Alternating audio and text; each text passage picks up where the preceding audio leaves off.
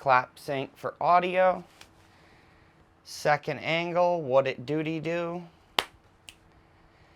Welcome to Hot Pixel Imagery. My name is Timmy J, and in this video I have some information for you about purchasing a tripod, monopod, and various different heads that are options with these tripods and monopods. Fair enough. As photographers and videographers, we eventually need to invest in a tripod, some way to stabilize our camera.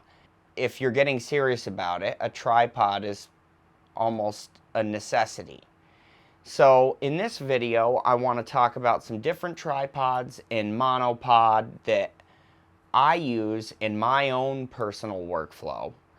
After trying a lot of different tripods and monopods out there on the market, I feel like these are some good options, and you know, there are other options from different companies that make similar tripods. For example, this first one is going to fall into the budget category, where if you're looking to save some money or you're just getting into it, it's not something you're looking to spend all that much money on yet. You're not exactly sure. Maybe I recommend going with a tripod like this one right here. This is the Oben AT3565 with BZ-217T ball head. And I think this is like a combo package that comes together. I think it's about $130. These are aluminum legs to extend the tripod. It's got the twist style locks as opposed to the lever style locks, which some folks prefer the lever style over the twist style. For me, I've kind of shot so much with different tripods that it makes no difference to me. So you have folks out there that are camp twist lock, you have camp lever lock. I think you can get used to either way, you know. Anyways, this also detaches. This one leg right here will also detach and be used with the head as a monopod. Just an option, and this is a ball head on the top, which has some limitations. If you're a hybrid shooter like myself, when you're shooting video, the ball head is going to be fairly limiting. So there are other options that I would probably recommend over this if you're a hybrid shooter or looking to shoot video. This is the tripod that I will take with me when I'm going to shoot some wide-angle astrophotography. When I know I'm going to go out and only shoot photos, no videos at all. For example, I'm going to be going to shoot photos of the Milky Way. I will take this tripod with me because it's nice and stable, and I know I'm going to be shooting only photos. Video is not going to be something I'm considering. So it's safe to bring a nice light little tripod like this one along. Now, okay, so this is a good start off, good budget, you know, beginner sort of tripod right here, and I definitely think it's pretty good. There are a lot of competitors to this on the market. Other companies make very similar tripods in this price range, and I have found they're all pretty close quality-wise. The ones I've used, K&F makes some tripods in this price bracket, and you know, you can find some different tripods and whatnot at about 100 and change, and get really good, a decent tripod that'll last you a good while. I mean, this thing has got aluminum legs, not carbon fiber. It's basic and run-of-the-mill, but does the job for photos. For videos, it's a different story. You're gonna want some more flexibility if you're gonna be shooting video. So This next item here is not a tripod, but this is the Cobra 2 A150 Mark II monopod. This is the Komodo K5 fluid head on this. These are sold separately, the head and the iFootage Cobra 2 A150 Mark II monopod, the actual monopod. This part is about $130, I believe, and it's like $140 or something for the head. It's $288 total for this combination right here. This is a really, really fantastic option for those folks who want to shoot some video.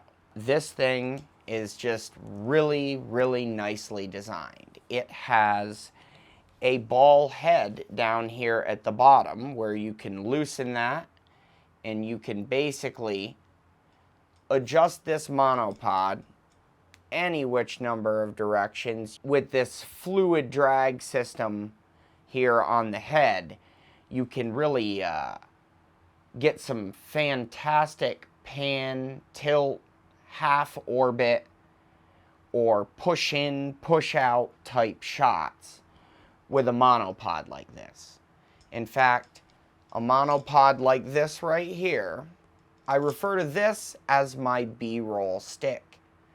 This is what I use to shoot a good 90% of my B-roll. However, this will not replace a gimbal. If there's a shot that you have in mind that requires a gimbal, you know, this isn't going to do it. But this is a really great option, and what I love about it is it extends, it goes rather high, you know, with very little effort. You can get very nice, smooth shots with this. I can't recommend this combination enough. It's got these nice, robust buckles on it, these lever-style locks for extending out your tripod legs. They are nice and robust, and they will definitely resist quite a bit of pressure. You can put a fairly heavy camera on the top of this. I will add, though, this is a setup where, you know, if you've got some really strong winds outside, I would be careful. You know, a good wind could blow your camera over on something like this. It is not as rock solid as some of the other options out there. Like the next tripod we're going to talk about is one that may not be as good of a device for shooting B-roll, but it will definitely be able to withstand winds. Say you're hiking up the side of a mountain and you don't know whether you're going to be shooting photos, videos, both. You have no idea what the weather conditions are going to be like. I mean, this may not be the best tripod out there in freezing cold conditions, but this is one that I purchased and I've been really happy to bring all over the place with me. This is the Manfrotto Be Free Live. That is this little guy right here. It's a fairly small little tripod, and it has a fluid drag system. I am not 100% sure if it's a true fluid drag system or not. And another thing I love about this little guy is it's got this leveling section right here in the center of it. You can loosen this and level your head any which way, lock it off, then you're good for your shot. Unlike the last one, you don't really have to worry about your camera being blown over. You can also hang a bag from the tripod to avoid that, whereas on the monopod you can't really hang anything from it. This is the Manfrotto Be Free Live, and this one here is the aluminum leg. This has the lever locks, which some folks don't care for, and it makes no difference at all to me. Whether they're lever or twist locks, I could care a whole lot less. But anyways, this tripod right here is, say you're going up the side of a mountain, you want the flexibility to be able to shoot both photos and videos and get panning shots or tilting shots or something where you need your camera to be stable in order to get the shot the way you want it. This sort of tripod, the Manfrotto B3 Live, will be a really good option. It's light. I think it's about $240 or so it's fairly cheap. I mean, some tripods are thousands and thousands of dollars. So when you're making an investment that you're going to be using every single day as a photographer, videographer, or hybrid shooter, you want to make sure that, you know, your money's well spent. You want to know that you got the right gear for what you're trying to shoot. So that's what I'm talking about here in this video, is these tripods will help if you're a video shooter and you work mainly in a studio or whatever. Maybe the iFootage monopod will be fine for you, or if you're run and gun style, park it and film in the city, that would also probably be a good option for you. Hurricane winds, I would avoid the monopod. The Manfrotto B3 Live over here, a good nimble, you know, hybrid shooting tripod. Good for video, good for photo. You can do your long exposure type shots on a tripod like this. Just tighten the fluid head down. Fantastic. Really good tripod. And the next tripod I want to talk about is a much more niche tripod. This tripod is going to be appealing to those individuals out there like myself who just love telephoto photography and videography. And for me, there is just something about telephoto photos and videos that I just love. I'm not sure what it is, but so I went out there and I purchased myself an enormous telephoto lens, and I quickly realized that I was going to need some specialized tripod equipment in order to be able to use the telephoto lens. If you've ever shot with a telephoto lens before, especially a large telephoto lens, you are gonna know that hand holding that beast is not gonna be an easy task. Ideally, and especially if you're gonna be using a telephoto lens for any length of time, you're going to wanna put it on a tripod or a monopod. So this behemoth of a tripod over here is the one I picked up look at that. The legs are about as big around as my arm. They're huge, huge legs on this thing. But anyways, it's Enduro GIT 505 XXL carbon fiber tripod. And this is new to me. I haven't really got that much time to shoot it. I've put the lens on there and you know, used it here in the studio room to get a feel for it, but this is brand new to me. I can already tell I'm going to love it. What I want to say first off is on this, there are 3 different components to this setup right here. There's the actual tripod, which is the Enduro GIT 505 XXL, what I just told you about. It's supposed to hold 88 pounds, these carbon fiber legs. But I've also equipped it with a Leophoto LB75 leveling base, which is this little piece right in the center here. Okay, that little piece I can lock and unlock, and I can level this top part, which is the next piece. This is the Shure PH20, and this is a gimbal head. That's what this is.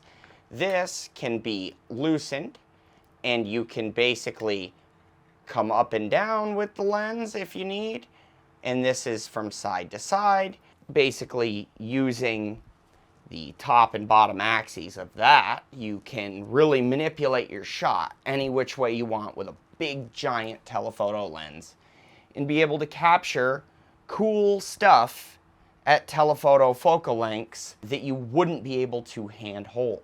That's very important. There are other tripods out there that are really common, like, let me just, right, boom. See here. There's like little ones like this. This is a Gorillapod. They come in handy. I'm not saying they're fantastic, but they do come in handy. I have, little smaller tripods all over the studio for various different things like lights, or basically I have a backup audio being captured over here to an external audio recorder, and that is on a little tripod. I'm on a little tripod here because all of my other tripods are pretty much tied up in this video. Anyways, I hope this helped you decide maybe which type of tripod or which one of these tripods would be best for you. Let me include that Enduro there, that the legs I think were $800. The head, the leveling piece, the little center piece that's in the for leveling the gimbal head was $100, the Leo photo. And then the actual PH20 gimbal head on top was, I think, $380. So altogether it's, about $1,200, $1,300. But I've seen some telephoto tripods that you can't even get the legs for that price. So in the grand scheme of things, it's not terrible. I know that's going to sound ridiculous to a lot of people out there, but seriously, look at tripod legs for professional big telephoto lenses. They are not cheap, and they get much more expensive than this. So this is a budget option for that kind of shooting. It's kind of a niche sort of thing, Not everyone's running around with 600mm lenses. But again, that's one of the things I love about telephoto lenses, is that you can capture those photos that otherwise you wouldn't get with other focal lengths. So anyways, I'm just rambling on, and I would like to just say this is a not sponsored video. I don't work for anybody. This is all just to help in the photography and videography community. I don't want people struggling and ending up buying the wrong tripod and realizing it's a piece of crap, or wasting maybe $50 on a Amazon cheap horrible thing when they could have spent a little more money and got something halfway decent. So yeah, that's my hope in this video, is just to really just kind of give a hand out there, and like, if you're a photographer only, go with the first type of tripod that I talked about, the Oben AT3565 or something similar. If you're doing a lot of B-roll shooting, and or I mean, I know some wedding photographers that swear by the iFootage Cobra monopod that I was talking about. It can come in very handy in a lot of situations. And, hiking up the side of a mountain, you want a nimble tripod for both photo and video, go with something like the Manfrotto B-Free Live. And for lunker, behemoth, gigantic, absolute behemoth equipment, go with something like that Enduro GIT 505 XXL legs with the leveling thingy and the gimbal head that I was talking about from Sure. You've got to figure out some sort of way to stabilize something like this. I mean, you can shoot with it handheld, sure, absolutely.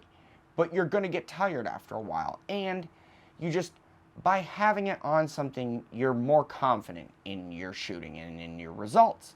So, anyways, thank you so much for watching. We'll see you next time. Next video coming soon. I've got a lens shout out coming in hot for you. on one of my favorite lenses ever, the Sony 24mm 1.4 G Master. Okay, I am starting a new series here on the channel. I'm calling it Lens Shoutout, which is different from lens shootouts, where you're comparing a couple different lenses. In this series of videos, the Lens Shoutout videos, what I want to do is I want to take one of my favorite lenses I've really ever used and tell you all about it, tell you why it is that I love it so much, what makes it one of my favorite lenses, why I chose that lens over the other lenses at that focal length or those focal ranges. This lens series that I'm working on going to be all different types of lenses. We're going to talk about telephoto lenses. We are going to talk about wide angle lenses. We're going to talk primes, zooms, vintage glass, cinema glass, eventually. But the first in the series are going to be lenses that I shoot with on a regular basis. I'm very confident with using, and lenses I can really recommend to others to go out there and spend their hard-earned money on, you know. Lenses are not cheap. We're going to talk all different types of glass, what makes that piece of glass so special. So that's what Lens Shoutout is going to be. I'm calling it here first. Come back, see the next video. That will be coming soon. If you like today's video and want to see another video pertaining to photography, videography, or hybrid shooting, click one of these links right here, and my soul is thoroughly appreciative of all of your souls. See you in the next video. Fair enough.